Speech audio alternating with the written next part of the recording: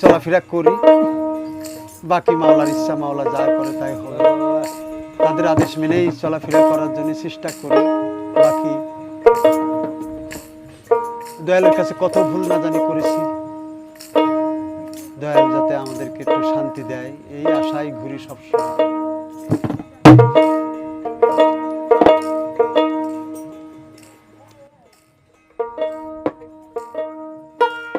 রোজাবন্দি, সালাদ, যাকাত পূর্বেতেও জাহের আছে,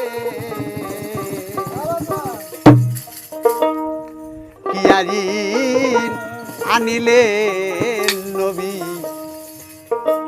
সকলের শেষে।